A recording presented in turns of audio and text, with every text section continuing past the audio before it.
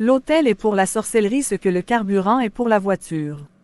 Sans autel, les missiles de sorcellerie ne peuvent pas être lancés. Pour que Balaam puisse maudire Israël, il demanda à Balak de bâtir cet autel. Il y avait cet autel dressé et qui devait parler contre Israël, si Dieu n'avait pas changé la malédiction en bénédiction. Lorsque le diable trouve un autel qui parle contre toi, il utilise cet autel pour t'envoûter et contrôler ta vie. Les enfants d'Israël nés dans le désert étaient sous l'influence des autels de sorcellerie de Égypte bien qu'ils n'eussent jamais vu Égypte. Ils étaient tous nés dans le désert excepté Josué et Caleb, cependant ils transportaient avec eux l'opprobre de Égypte simplement parce que leurs ancêtres avaient été sous les influences des divinités égyptiennes. Josué 5 verset 9. L'apostrophe Éternel dit à Josué: Aujourd'hui, j'ai roulé de dessus vous l'opprobre d'Égypte. Et ce lieu fut appelé du nom de Gilgal jusqu'à ce jour. Il y a des autels au ciel, il y en a aussi dans les ténèbres, puisque le diable est l'imitateur. Et un autre ange vint, et il se tint sur l'autel, ayant un encensoir d'or. On lui donna beaucoup de parfums, afin qu'il les offrît, avec les prières de tous les saints, sur l'autel d'or qui est devant le trône. Apocalypse 8 verset 3. Et l'ange prit l'encensoir, le remplit du feu de l'autel, et le jeta sur la terre. Et il y eut des voix, des tonnerres, des éclairs, et un tremblement de terre.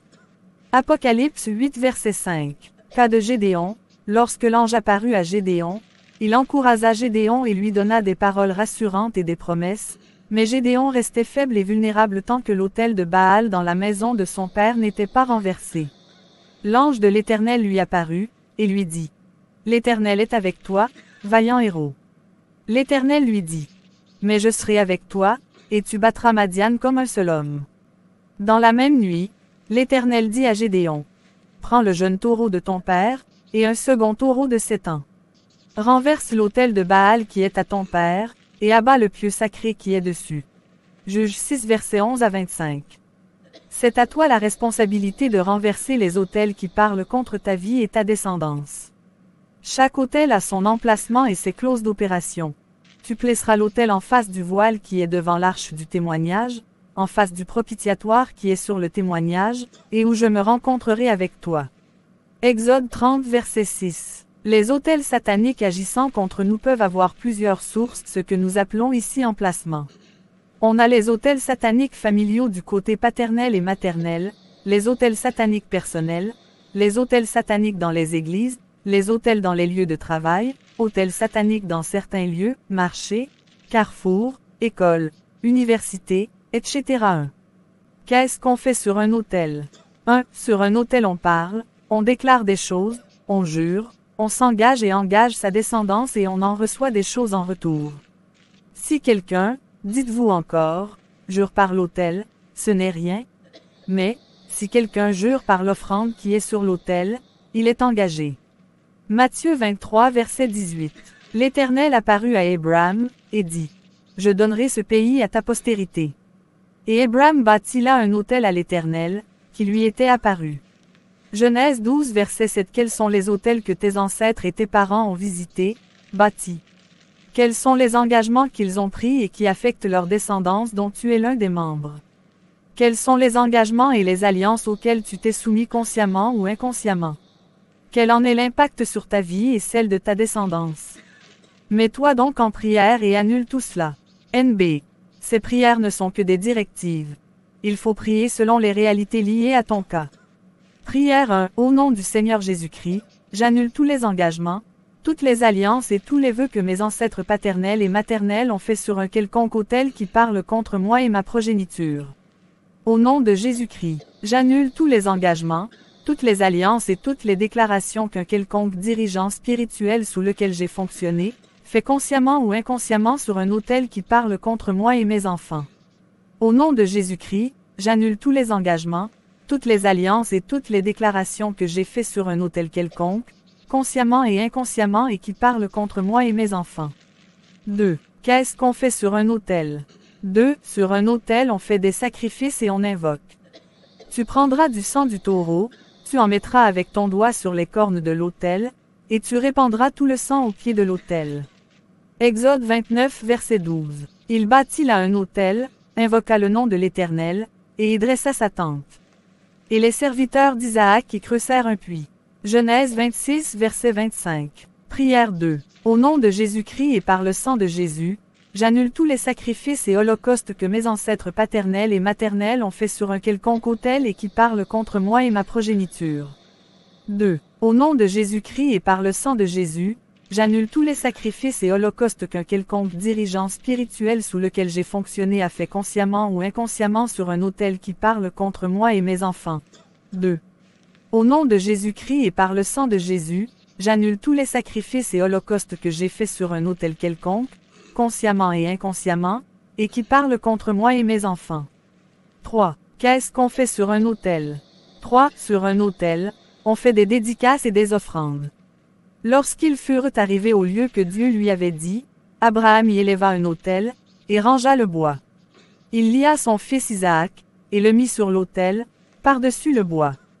Genèse 22 verset 9. Si donc tu présentes ton offrande à l'autel, et que là tu te souviennes que ton frère a quelque chose contre toi, Matthieu 5 verset 23. Abraham avait dédié son fils à Dieu sur un autel et en le faisant, il dédia toute sa descendance. À quoi tes ancêtres ou tes parents ont-ils dédié leur descendance? Lorsque tu te soumettais à des rituels, à quel autel étais-tu en train de te dédier, et dédier ainsi ta descendance? Considère bien chacune de ces choses. C'étaient des dédicaces accompagnées de proclamations, de vœux, d'engagements. Tout ce qui est fait sur un autel autre que la croix du calvaire est satanique. Prière 31. Au nom de Jésus-Christ, je rétracte et j'annule toute offrande de ma vie et de ma personne en tant que leur descendant, que mes ancêtres paternels et maternels ont faites sur un quelconque autel et qui ont des réclamations contre moi et ma progéniture. 2. Au nom de Jésus-Christ, je rétracte et j'annule toutes les offrandes de ma vie et de ma personne en tant que membre de sa communauté, qu'un quelconque dirigeant spirituel sous lequel j'ai fonctionné a fait sur un autel, consciemment ou inconsciemment, et qui parle contre moi et mes enfants. 3. Au nom de Jésus-Christ, je me rétracte et j'annule toute offrande de ma vie et de ma personne que j'ai faite sur un autel quelconque consciemment et inconsciemment et qui parle contre moi et mes enfants. 4. Qu'est-ce qu'on fait sur un autel? 4. Sur un autel, on fait des rituels et on brûle des choses. 1 Roi 18 verset 26, ils prirent le taureau qu'on leur donna, et le préparèrent. Et ils invoquèrent le nom de Baal, depuis le matin jusqu'à midi, en disant, Baal réponds-nous. Mais il n'y eut ni voix ni réponse. Et ils sautaient devant l'autel qu'ils avaient fait. Prière 4. Au nom de Jésus-Christ, j'annule par le sang de Jésus-Christ tous les rituels et leurs significations qui affectent ma vie et ma personne en tant que leur descendant, et provenant de ce que mes ancêtres paternels et maternels ont fait sur un autel quelconque et qui ont des réclamations contre moi et ma progéniture. 2. Au nom de Jésus-Christ, j'annule par le sang de Jésus-Christ tous les rituels et leurs significations qui affectent ma vie, ma personne et mes enfants, provenant d'un quelconque dirigeant spirituel sous lequel j'ai fonctionné, qu'il les fait consciemment ou inconsciemment. 3. Au nom de Jésus-Christ, j'annule par le sang de Jésus-Christ tous les rituels et leurs significations qui affectent ma vie, ma personne et mes enfants auxquels je me suis soumis tout au long de ma vie, consciemment et inconsciemment. 5. Un autel a un langage, chaque autel parle, produit des sons. Et j'entendis l'autel qui disait, Oui, Seigneur Dieu Tout-Puissant, tes jugements sont véritables et justes. Apocalypse 16 verset 7. Prière 5. Au nom du Seigneur Jésus-Christ, je fais taire toute voix, tout langage et tout son provenant d'un autel quelconque et qui parle contre moi et ma progéniture, que cet autel soit familial, religieux ou personnel. 2. J'ordonne silence pour toujours à toutes les voix provenant de ces autels et qui émettent des échos contre moi et ma progéniture. 6. Chaque autel a une symbolique ou signification différente dépendant de la raison pour laquelle il a été bâti. Il bâtit là un autel, et il appela ce lieu El Béthel, car c'est là que Dieu s'était révélé à lui lorsqu'il fuyait son frère. Genèse 35 verset 7. Moïse bâtit un autel, et lui donna pour nom l'Éternel ma bannière. Exode 17 verset 15. Chaque autel élevé dans la Bible avait une signification et sa raison d'être comme nous l'avons déjà dit plus haut. Prière 6 au nom de Jésus-Christ, j'amène en jugement tout point qui parle contre moi, autel de maladie, autel pour paralyser les vies, autel d'humiliation, autel de pauvreté, autel d'esclavage, autel de calamité, autel d'aveuglement au nom de Jésus-Christ, j'amène en jugement tout qui parle contre moi. Autel de célibat, autel de troubles dans le foyer et instabilité, d'envoûtement des enfants, autel de divorce, autel d'ivrognerie, autel de stérilité, autel de secte. Chaque autel a des esprits, anges ou démons, chargés d'exécuter la raison d'être de cet autel ainsi que des armes de fonctionnement. Et un autre ange, qui avait autorité sur le feu, sortit de l'autel, et s'adressa d'une voix forte à celui qui avait la faucille tranchante, disant, « Lance ta faucille tranchante, et vendange les grappes de la vigne de la terre, car les raisins de la terre sont mûrs. » Apocalypse 14h18. Au niveau de Satan, sur chaque autel il y a des esprits méchants et des démons chargés d'exécuter la raison d'être, le but et les objectifs, de cet autel. Si l'autel est un autel de sang, les esprits chargés de verser le sang par les accidents, les meurtres, etc., agiront à partir de cet autel. Si par contre l'autel a pour objectif la pauvreté et la misère, ce sont des esprits de pauvreté et de misère qui vont opérer à partir de cet autel, etc. Prière 61. Au nom de Jésus-Christ, je lis et amène en jugement tous les esprits méchants et les démons chargés d'exécuter les décrets de ces autels contre ma vie et ma descendance, prie en tenant compte des démons provenant des autels cités ci-dessus. 2. Au nom de Jésus-Christ, je libère ma personne, ma vie et ma progéniture des influences de ces esprits impurs. 8. Il y a une périodicité de sacrifice pour chaque autel, c'est ce qui peut expliquer la périodicité de ce qui se passe dans ta vie. À cette période de chaque année de ta vie, tu sais déjà que telle chose mauvaise va t'arriver ou à un membre de famille. Une fois chaque année, Aaron fera des expiations sur les cornes de l'autel, avec le sang de la victime expiatoire, il y sera fait des expiations une fois chaque année parmi vos descendants. Ce sera une chose très sainte devant l'Éternel. Exode 30/10. Prière 81. Au nom de Jésus-Christ, j'amène en jugement et à l'annulation totale tous les sacrifices périodiques, offerts par quiconque, mes ancêtres, moi-même, une quelconque autorité, et qui parle contre moi et ma descendance. 9. Il y a des règles d'opération devant chaque autel, cela établit les limites dans la vie de ceux qui opèrent sous de tel autel s'ils sont sataniques. Prenons par exemple le cas d'Aaron et ses fils, ils avaient des limitations que la vie devant l'autel de Dieu leur imposait par rapport aux autres Israélites.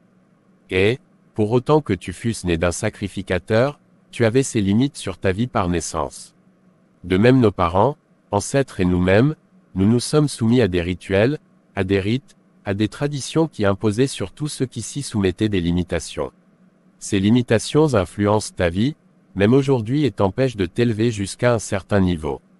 L'Éternel dit à Moïse, parle au sacrificateur, fils d'Aaron, et tu leur diras, un sacrificateur ne se rendra point impur parmi son peuple pour un mort, excepté pour ses plus proches parents, pour sa mère, pour son père, pour son fils, pour son frère, et aussi pour sa sœur encore vierge, qui le touche de près lorsqu'elle n'est pas mariée.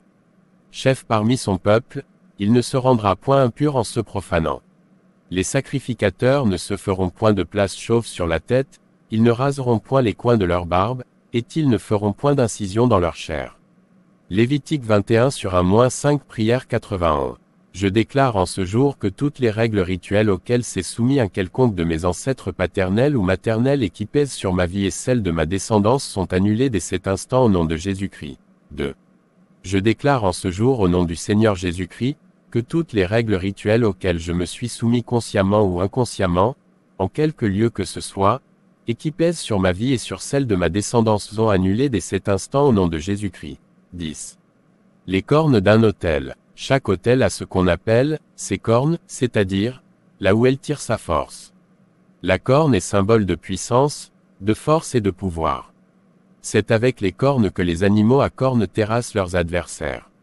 Lorsqu'on voulait oindre quelqu'un dans la Bible, on mettait l'huile dans une corne, parce que l'onction lui conférait une certaine autorité. 1 Roi 1h51, on vint dire à Salomon, « Voici, Adoniya a peur du roi Salomon, et il a saisi les cornes de l'autel, en disant, que le roi Salomon me jure aujourd'hui qu'il ne fera point mourir son serviteur par l'épée. » Psaume 118/27, l'Éternel est Dieu, et il nous éclaire. Attachez la victime avec des liens, amenez-la jusqu'aux cornes de l'autel. Pour se rassurer que ces victimes ne fuient pas, le diable les attache sur les cornes de ces autels, puisqu'il n'est qu'un faux imitateur. Le jour où je punirai Israël pour ses transgressions, je frapperai sur les autels des Béthel, les cornes de l'autel seront brisées, et tomberont à terre. Amos 3h14 Prière 101. Au nom de Jésus-Christ, je brise les cornes de tout autel ancestral qui parle et opère contre moi et ma descendance. Au nom de Jésus-Christ, je livre ces biens au pillage dans ma vie et celle de ma descendance. 2.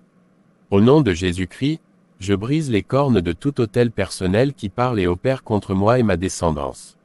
Au nom de Jésus-Christ, je livre ces biens au pillage dans ma vie et celle de ma descendance. 3. Au nom de Jésus-Christ, je brise les cornes de tout autel provenant d'une quelconque autorité religieuse ou professionnelle sous laquelle j'ai été, qui parle et opère contre moi et ma descendance. 4. Au nom de Jésus-Christ, je livre ces biens au pillage dans ma vie et ma descendance. 11. Jugement sur un autel, il cria contre l'autel, par la parole de l'Éternel, et il dit, autel. Autel, ainsi parle l'Éternel, voici, il naîtra un fils à la maison de David. Son nom sera Josias, il immolera sur toi les prêtres des hauts lieux qui brûlent sur toi des parfums, et l'on brûlera sur toi des ossements d'hommes. Et le même jour il donna un signe, en disant, c'est ici le signe que l'Éternel a parlé, voici, l'autel se fendra, et la cendre qui est dessus sera répandue. 1 Roi 13/2-3 Prière 111. En ce jour, je verse le sang de Jésus-Christ sur les fondements de tout autel qui a jamais parlé et agi contre moi et ma descendance, et je détruis ces fondements au nom puissant de Jésus-Christ. Chaque autel a ce qu'on appelle, ses cornes, c'est-à-dire, là où elle tire sa force. La corne est symbole de puissance, de force et de pouvoir. C'est avec les cornes que les animaux à cornes terrassent leurs adversaires. Lorsqu'on voulait oindre quelqu'un dans la Bible, on mettait l'huile dans une corne, parce que l'onction lui conférait une certaine autorité. 1 Roi 1h51, on vint dire à Salomon, voici, Adoniya a peur du roi Salomon, et il a saisi les cornes de l'autel, en disant, que le roi Salomon me jure aujourd'hui qu'il ne fera point mourir son serviteur par l'épée. Psaume 118/27, l'Éternel est Dieu, et il nous éclaire. Attachez la victime avec des liens, amenez-la jusqu'aux cornes de l'autel. Pour se rassurer que ces victimes ne fuient pas, le diable les attache sur les cornes de ces autels, puisqu'il n'est qu'un faux imitateur. Le jour où je punirai Israël pour ses transgressions, je frapperai sur les autels des Béthel, les cornes de l'autel seront brisées, et tomberont à terre. Amos 3h14. Prière 1. Au nom de Jésus-Christ, je brise les cornes de tout autel ancestral qui parle et opère contre moi et ma descendance. Au nom de Jésus-Christ, je livre ces biens au pillage dans ma vie et celle de ma descendance. 2. Au nom de Jésus-Christ, je brise les cornes de tout autel personnel qui parle et opère contre moi et ma descendance.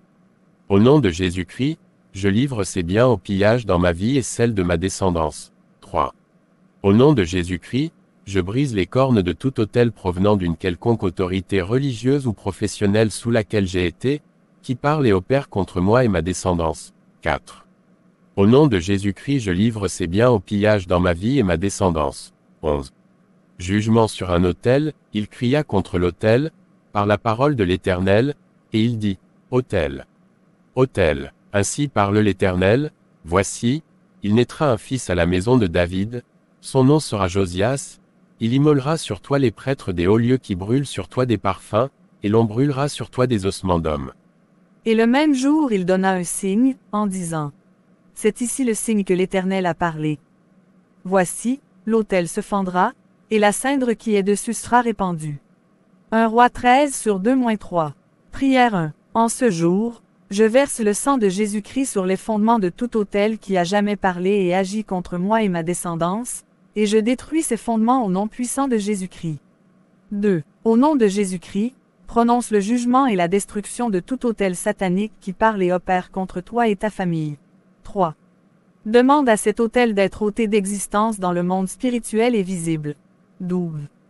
Paralyser les mains et les bouches qui officiaient sur ces autels. Lorsque le roi entendit la parole que l'homme de Dieu avait criée contre l'autel de Béthel, il avança la main de dessus l'autel, en disant, saisissez-le. Et la main que Jéroboam avait étendue contre lui devint sèche, et il ne put la ramener à soi. 1 Roi 13/4 Prière 121. Au nom de Jésus-Christ, paralyse toute main et ferme toute bouche qui a jamais officié sur cet autel qui parlait ou agissait contre toi et ta maison. 2. Ordonne que toute main tendue et toute parole adressée contre toi s'assèche et soit annulée au nom de Jésus-Christ. 3. Au nom de Jésus-Christ, renverse tout autel à partir duquel l'ennemi a jamais agi contre toi. 13. Il y a des autels qui sont des duplications de l'original et qui affectent les vies des gens. Le roi Achaz se rendit à Damas au-devant de Tiglath-Pilésé, roi d'Assyrie. Et ayant vu l'autel qui était à Damas, le roi Achaz envoya au sacrificateur Uri le modèle et la forme exacte de cet autel. 2 Rois 16h10 Prière 131.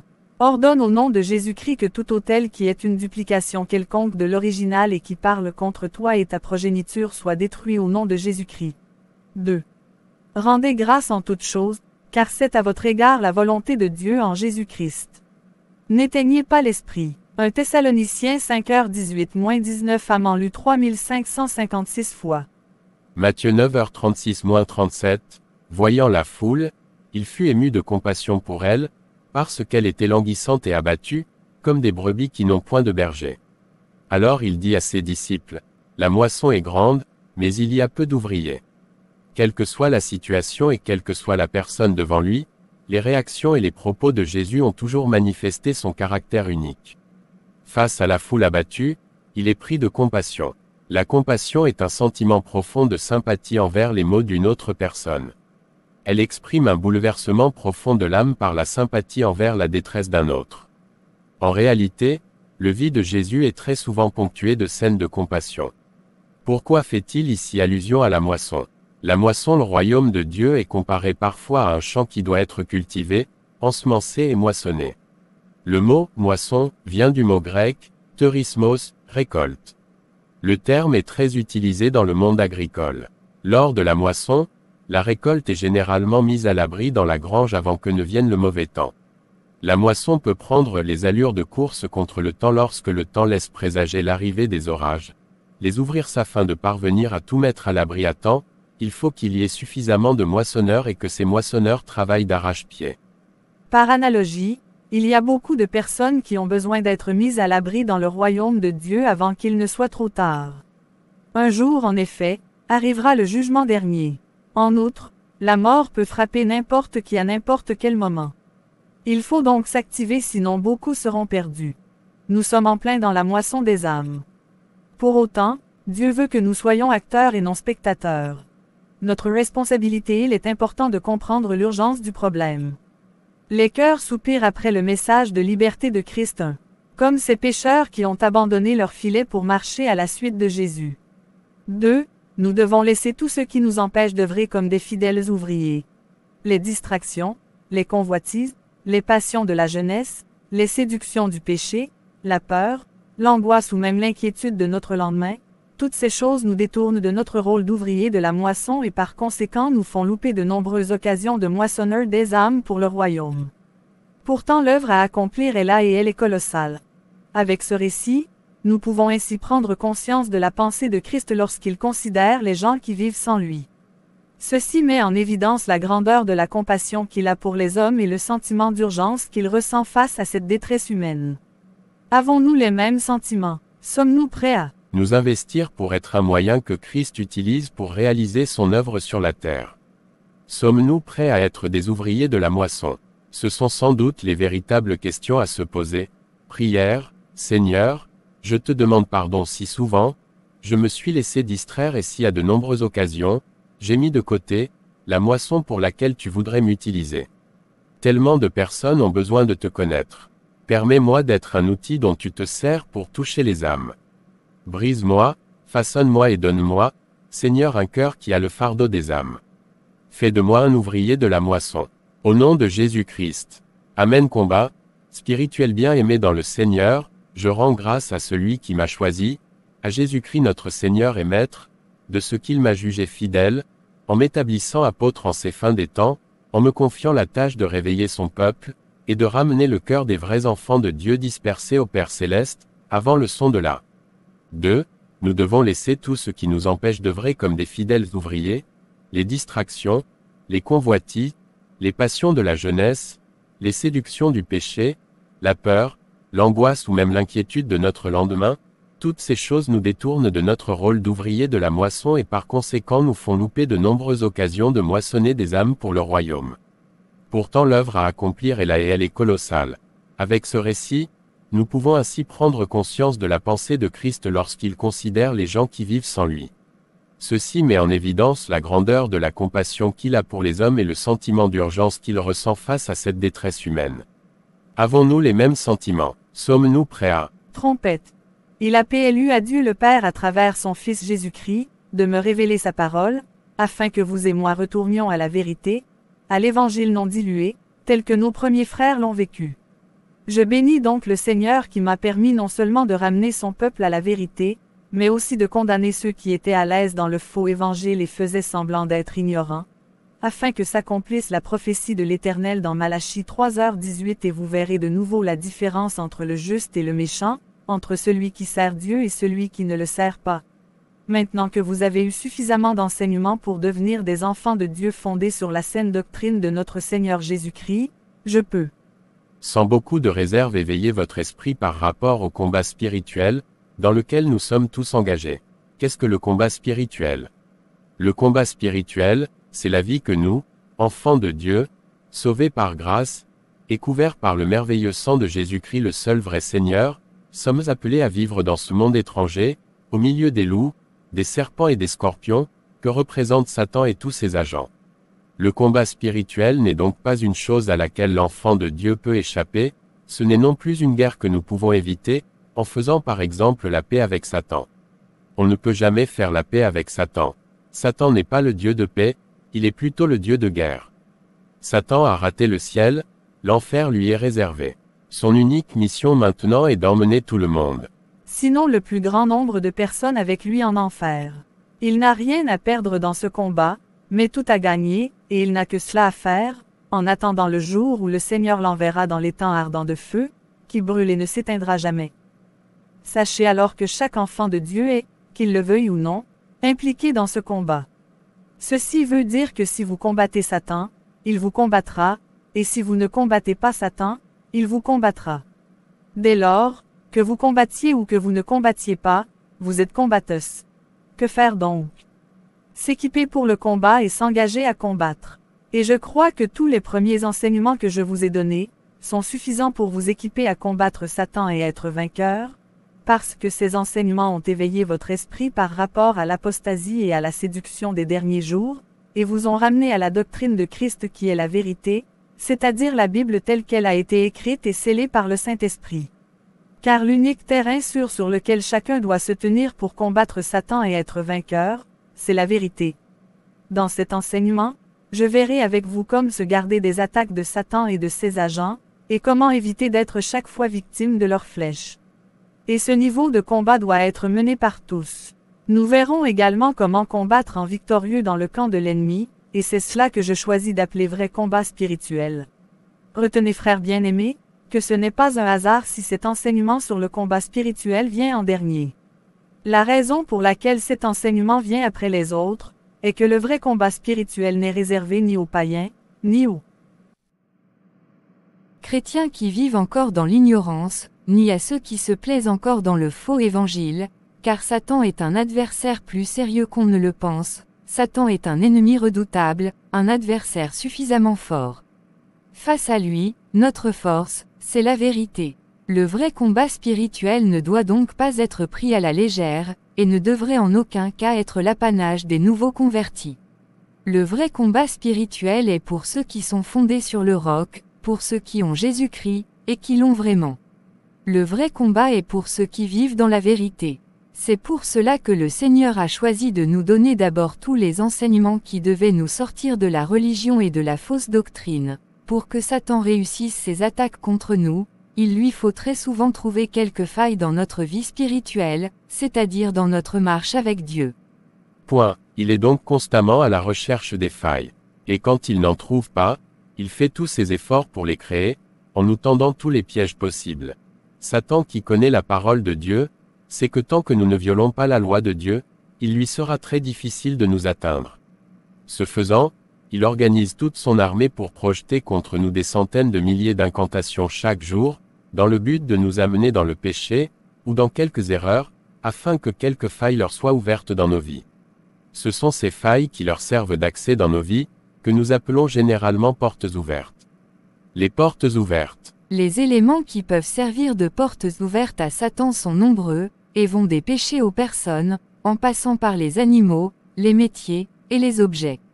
La liste de ces éléments est longue, mais j'essayerai d'en énumérer le plus grand nombre. Je regrouperai les portes ouvertes en deux catégories, les portes ouvertes par nous, c'est-à-dire celles qui dépendent de nous et dont nous sommes les principaux responsables, et les autres portes ouvertes, c'est-à-dire celles sur lesquelles nous n'avons presque pas de contrôle.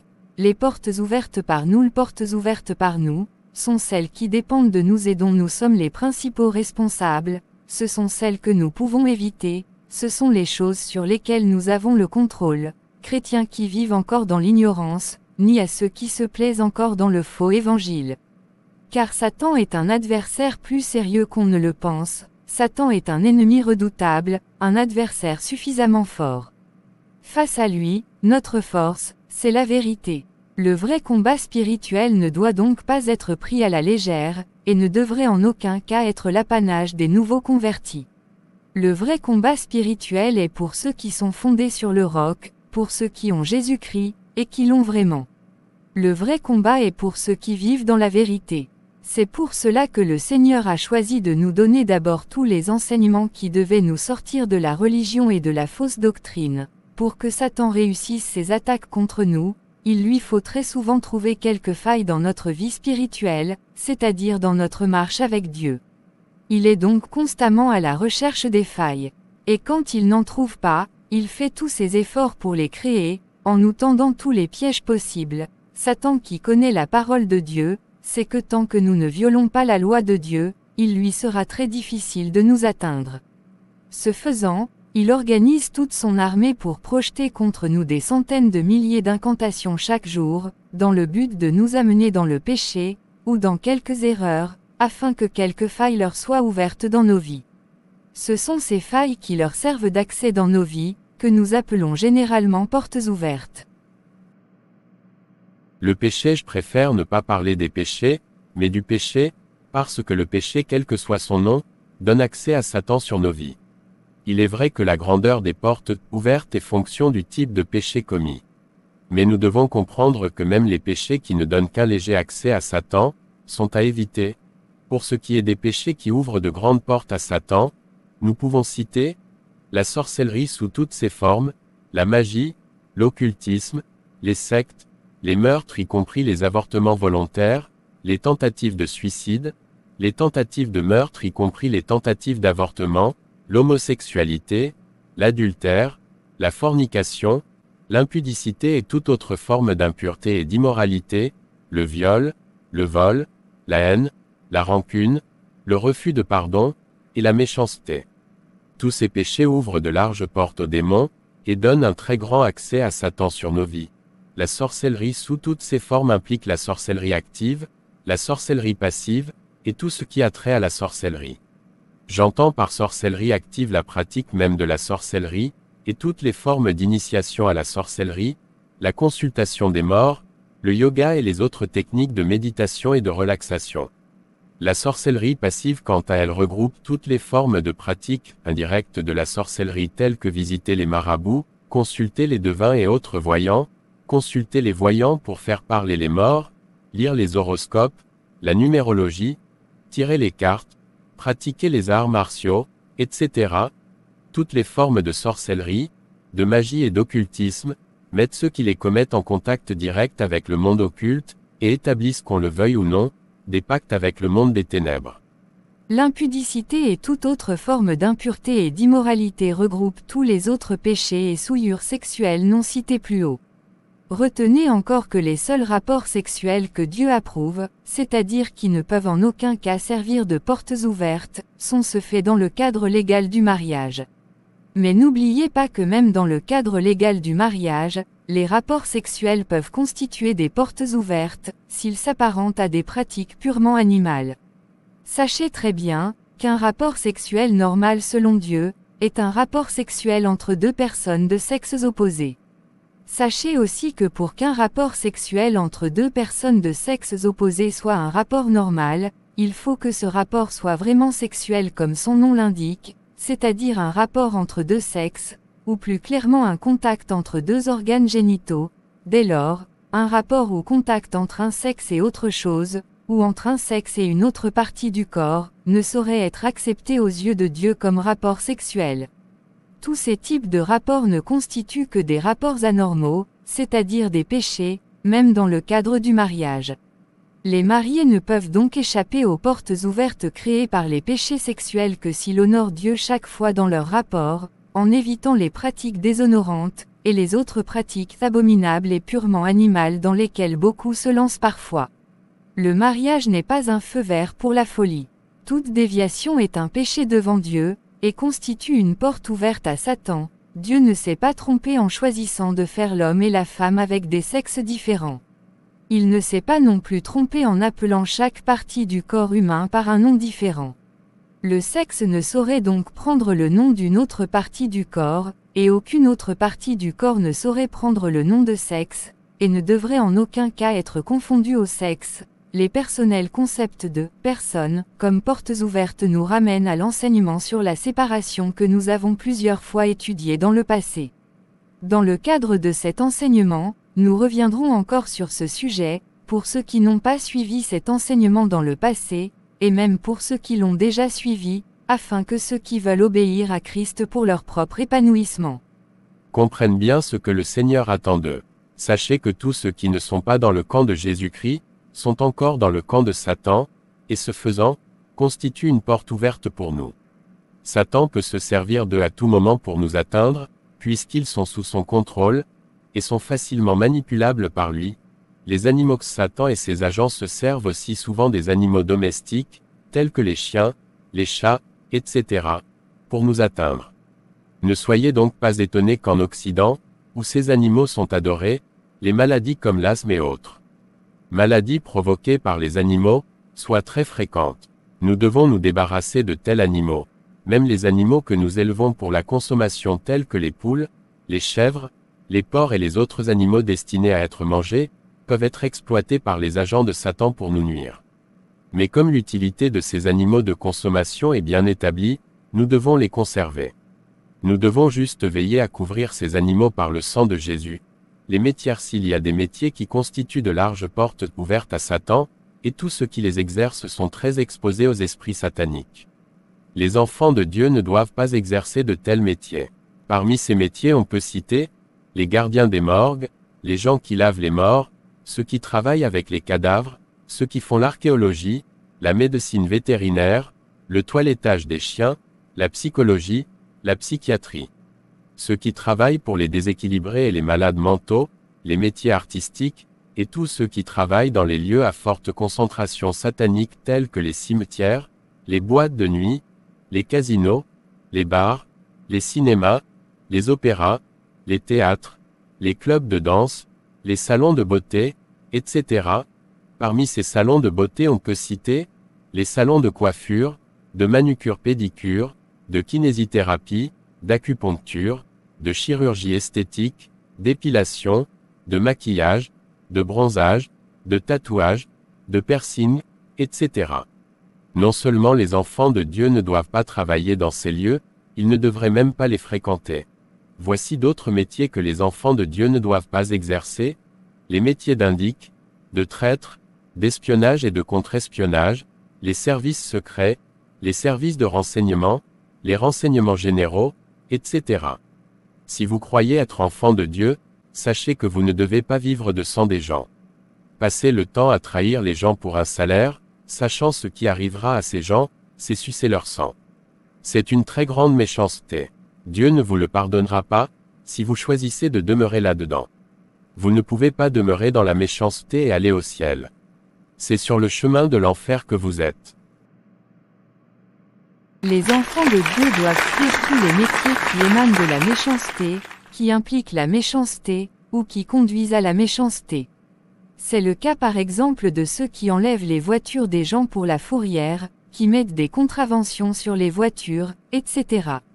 Vous devez fuir tous les métiers qui vous amènent à être méchants. Il y a aussi des métiers qui constituent des portes ouvertes à Satan, mais que les enfants de Dieu peuvent exercer, en étant juste conscients du combat qui se livre autour d'eux, et en étant très prudents. Parmi ces métiers on peut citer, les gens qui travaillent pour des maisons de retraite, ceux qui travaillent dans les hôpitaux, les menuisiers qui fabriquent les cercueils, les gens qui creusent les tombes et tous ceux qui exercent un métier en rapport avec les morts. Ces gens sont constamment exposés aux esprits des morts. S'ils sont chrétiens, ils doivent chaque fois prier pour annuler les incantations qu'ils reçoivent. Je tiens à faire quelques précisions sur le fait que travailler pour les déséquilibrés et les malades mentaux constitue une porte ouverte. Plusieurs de ceux que vous appelez déséquilibrés et malades mentaux, sont des démons sorciers, qui volontairement choisissent cet état, pour prendre au piège les gens qui par manque de discernement vont s'occuper d'eux. Et ceci est devenu une très grande ruse de Satan de nos jours. Satan a envoyé dans le monde beaucoup de ses agents, qui naissent déséquilibrés, et totalement dépendants, pour distraire le monde et posséder tous les ignorants qui n'ont pas Dieu et sont sans la protection de Dieu, et qui dans leur naïveté croient que ces démons sont des vraies personnes qui ont besoin d'aide. Ne tombez donc pas dans le piège des sentiments. Actuellement il y a des grands hôpitaux qui leur sont réservés. Et des milliers de médecins, infirmiers, et autres aides-soignants sont à leur service, avec des budgets énormes. Avec cela Satan se rit du monde, il en est de même des maisons de retraite. Parmi ces vieilles personnes que l'on retrouve dans ces maisons de retraite, il y a beaucoup de sorciers, qui par ruse, utilisent leur état comme un piège pour nuire et détruire ceux qui s'occupent d'eux.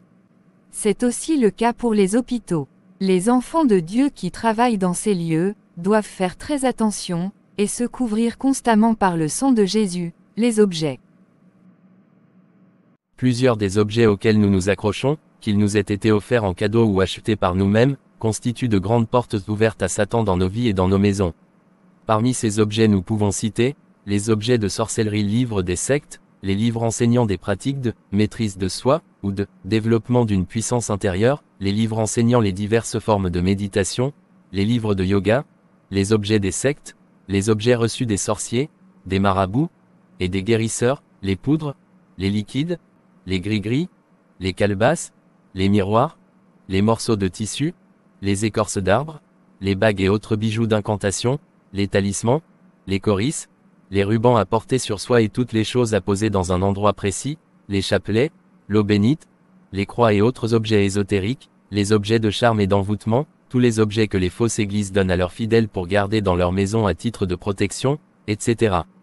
Toutes ces choses que les pasteurs et les prêtres vous donnent telles que les eaux dites bénites, les huiles bénites, les morceaux de tissu et autres, sont en fait des objets sataniques qui servent de portes ouvertes à Satan dans vos maisons.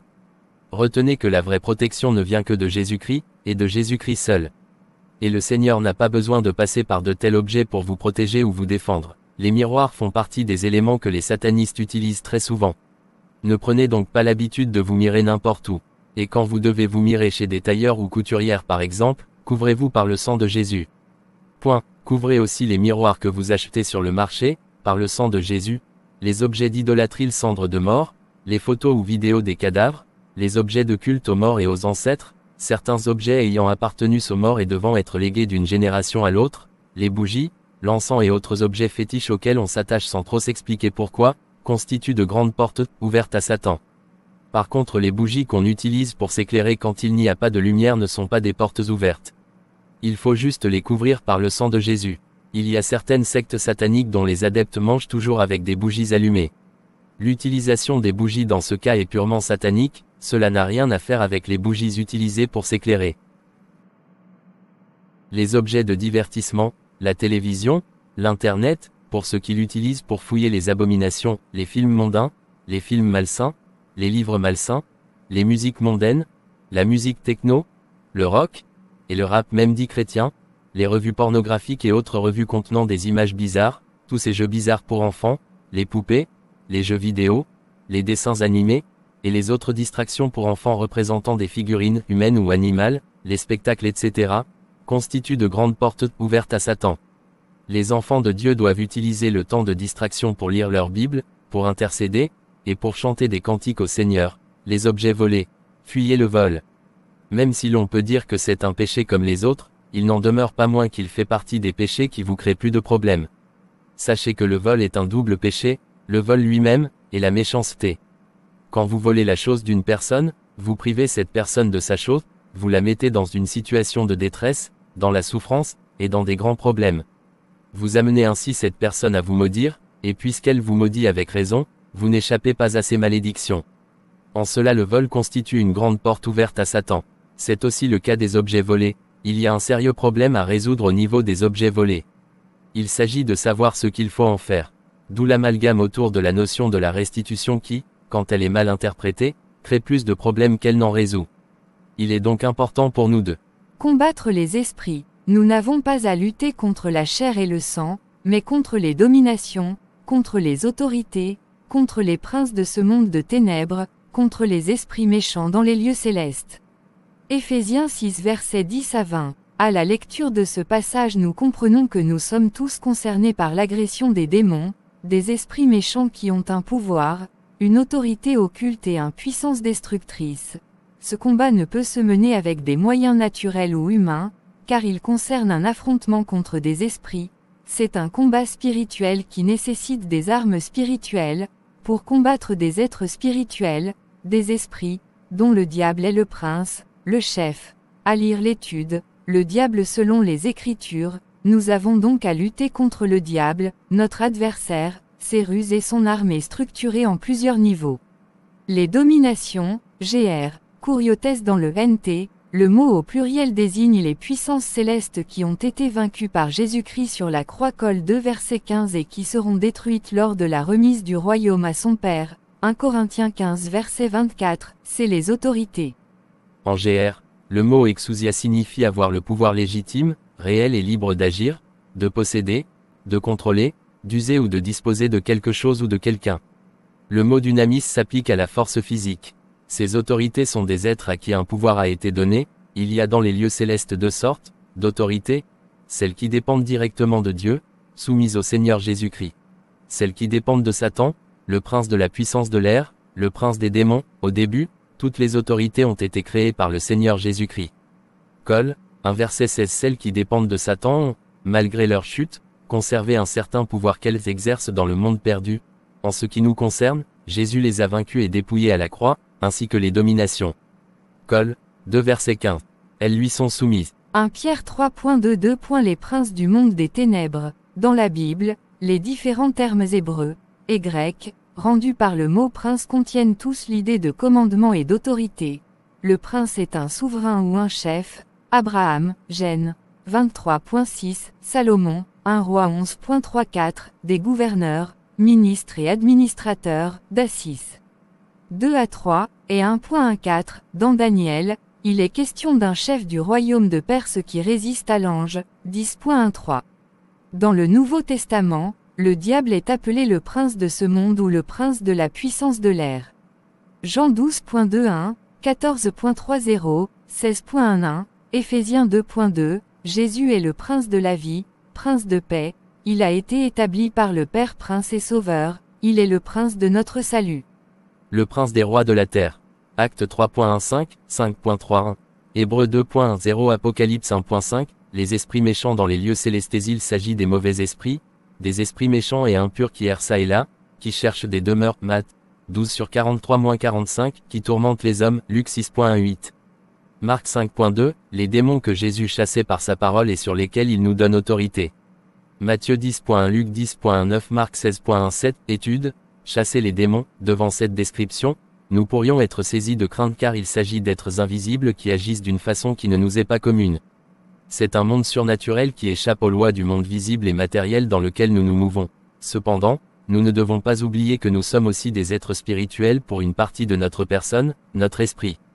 Nous devons aussi comprendre et reconnaître que nos moyens humains ne sont pas suffisants pour vaincre ce genre d'ennemis. C'est une guerre et comme toutes les guerres, elle a ses règles.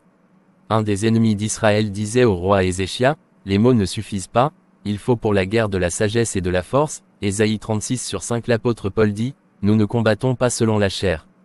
Car les armes avec lesquelles nous combattons ne sont pas charnelles, mais elles sont puissantes, par la vertu de Dieu, pour renverser des forteresses. 2 Corinthiens 10.3-4 Nous avons à soutenir un combat spirituel qui demande de la sagesse spirituelle, des forces spirituelles et des armes spirituelles, la sagesse d'en haut, la force du Seigneur et les armes de Dieu. L'apôtre Pierre écrit, soyez donc sages et sobres, pour vaquer à la prière. Soyez sobres, veillez. Votre adversaire, le diable, rôde comme un lion rugissant, cherchant qui il dévorera. 1 Pierre 4:7-8. Soyons donc sages, il s'agit de la sagesse d'en haut, une sagesse spirituelle, celle qui vient de Dieu. La sagesse d'en haut est premièrement pure, ensuite pacifique, modérée, conciliant, pleine de miséricorde et de bons fruits, exempte de duplicité, d'hypocrisie. Demandons-la à Dieu avec foi. Jacques 1 Jacques 3h17. Soyez aussi, sobres. Prenons garde à l'arrogance, aux discours injurieux et provoquants contre le diable ou les démons, ne soyons pas prétentieux et suffisants. Il y a des gens arrogants qui prononcent des paroles insensées. On ne se comporte pas ainsi contre Satan et son armée.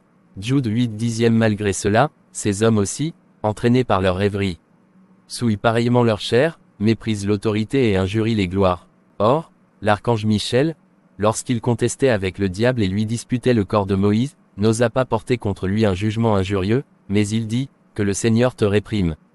Eux, au contraire, ils parlent d'une manière injurieuse de ce qu'ils ignorent, et ils se corrompent dans ce qu'ils savent naturellement comme les brutes, rappelons-nous les fils de Séva. Acte 19.13-17. Il faut pour la guerre de la sagesse et de la force. Nous avons à lutter contre une armée d'esprits malfaisants, tout d'abord le diable, comme son nom l'indique, le calomniateur. C'est Satan, le méchant, un meurtrier, le menteur, le séducteur, le tentateur, l'accusateur, l'oppresseur, le voleur. Un loup cruel, un lion rugissant et dévoreur, un serpent rusé, un dragon destructeur, etc., un rôdeur qui vient pour dérober, dévorer, tuer et détruire. Puis son armée, qui est à son image, composée d'esprits impurs, méchants, qui tourmentent, oppressent, détruisent, lient, affligent, les gens par toutes sortes de souffrances spirituelles, morales, physiques. C'est contre toute cette puissance malfaisante que nous avons à combattre. En découvrant l'identité, l'agressivité et la puissance de nos ennemis, nous pourrions être effrayés, comme les envoyés d'Israël qui rencontrèrent les géants du pays de Canaan et qui furent découragés. Mais souvenons-nous que les hommes que Dieu a utilisés pour remporter ces combats n'étaient pas des surhommes. Ils s'appuyaient sur le Seigneur, ils allaient avec la force du Seigneur, ils avaient des armes qui pouvaient paraître ridicules à leurs ennemis.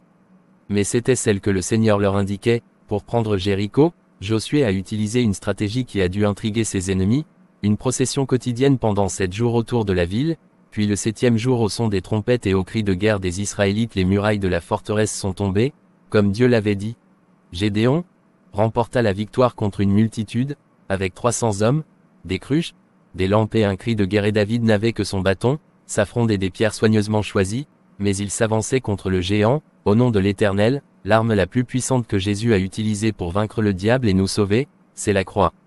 Pierre et Jean n'avaient pas beaucoup d'instructions, au regard des chefs religieux qu'ils affrontaient, mais ils étaient remplis du Saint-Esprit. Acte 4.8-13. Paul n'était pas très rassuré en arrivant à Corinthe, mais il s'appuyait sur la puissance de Dieu. 1 Cor 2. Il faut remarquer que tous ceux qui ont combattu dans les armées de Dieu l'ont fait en s'appuyant sur le Seigneur et en se conformant à ses instructions. Alors nous sommes bien conscients que dans cette lutte, il est indispensable de recevoir la force du Seigneur et les armes de Dieu. Au reste, fortifiez-vous dans le Seigneur, et par sa force toute puissante. Revêtez-vous de toutes les armes de Dieu, afin de pouvoir tenir ferme contre les ruses du diable. Éphésiens 6.10. La force de Dieu. Pour mener ce combat, nous avons besoin de la force de Dieu. C'est indispensable. L'apôtre Paul écrit qu'il combattait avec la force de Dieu, qui agissait puissamment en lui. Col 1.29. C'est impératif, avant de revêtir les armes, il nous faut être fortifiés. Au reste, fortifiez-vous dans le Seigneur, et par sa force toute puissante.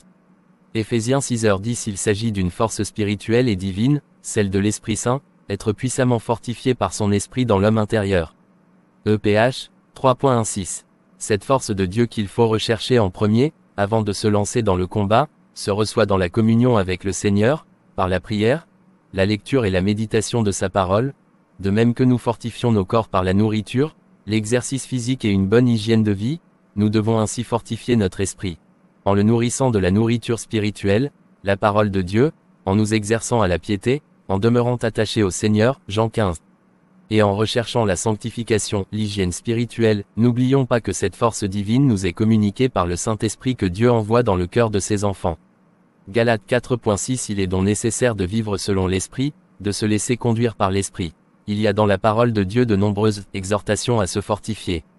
En voici quelques-unes dans les Épîtres, 1 Corinthiens 16h13 Veillez, demeurez fermes dans la foi, soyez des hommes, fortifiez-vous. Colossiens 1.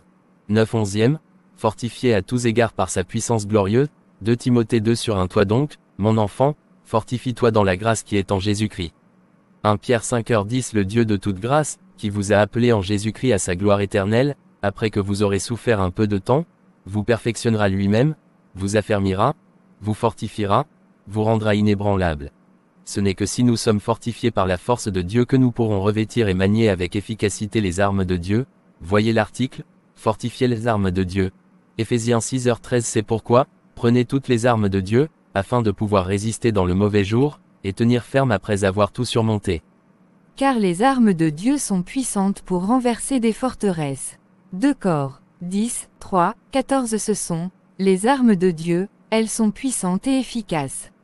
C'est pourquoi prenons-les toutes. L'apôtre Paul utilise ici, l'image du soldat romain équipé pour le combat, dont il avait la réalité devant les yeux chaque jour. C'est cette armure qu'il nous dépeint, dans une application spirituelle. Reportez-vous à l'article, les armes de Dieu. Même si nous ne percevons pas bien cette réalité, nous sommes confrontés à ces forces et puissances occultes qui se déchaînent de plus en plus contre les élus de Dieu et l'Église de Christ. C'est pourquoi nous devons être vigilants, fortifiés et bien armés. Jésus dit, que vos reins soient sains, et vos lampes allumées. Luc 12h35. L'apôtre Pierre écrit, c'est pourquoi, saignez les reins de votre entendement, soyez sobres, et ayez une entière espérance dans la grâce qui vous sera apportée, lorsque Jésus-Christ apparaîtra. 1 Pierre 1h13 Bulle, arme de Dieu. Dans le cadre des articles sur le combat spirituel, il m'a paru nécessaire de consacrer un chapitre à ce sujet très important, les armes de Dieu. Il est pourtant souvent négligé ou mal compris. Lisons d'abord ce que l'apôtre Paul a écrit dans sa lettre aux disciples d'Éphèse. Au reste, fortifiez-vous dans le Seigneur, et par sa force toute puissante. Revêtez-vous de toutes les armes de Dieu, afin de pouvoir tenir ferme contre les ruses du diable. Car nous n'avons pas à lutter contre la chair et le sang, mais contre les dominations, contre les autorités, contre les princes de ce monde de ténèbres, contre les esprits méchants dans les lieux célestes. C'est pourquoi, prenez toutes les armes de Dieu, afin de pouvoir résister dans le mauvais jour, et tenir ferme après avoir tout surmonté. Tenez donc ferme, ayez à vos reins la vérité pour ceinture, revêtez la cuirasse de la justice, mettez pour chaussure à vos pieds le zèle que donne l'évangile de paix, prenez par-dessus tout cela le bouclier de la foi, avec lequel vous pourrez éteindre tous les traits enflammés du malin, prenez aussi le casque du salut, et l'épée de l'esprit, qui est la parole de Dieu, faites en tout temps par l'esprit toutes sortes de prières et de supplications. Veillez à cela avec une entière persévérance, et priez pour tous les saints. Éphésiens 6 verset 10. Bien sûr nous savons que ces paroles sont toujours d'actualité et qu'elles nous concernent en particulier, nous qui croyons au Seigneur Jésus-Christ. L'apôtre exhorte avec empressement à revêtir impérativement ce qu'il appelle, les armes de Dieu, c'est-à-dire les moyens que le Seigneur donne à ses enfants pour combattre, surmonter et vaincre. Afin de faire mieux comprendre la nature de ces moyens, Paul s'inspire de l'armure du soldat romain. C'est une image très suggestive empruntée à l'équipement des militaires de l'armée romaine de cette époque. Elle peut. C'est pour cette vidéo. Veuillez liker et partager autour de vous abonnez-vous à notre chaîne. Activez la notification pour ne rater aucune de nos vidéos. Soyez bénis au nom de Jésus-Christ.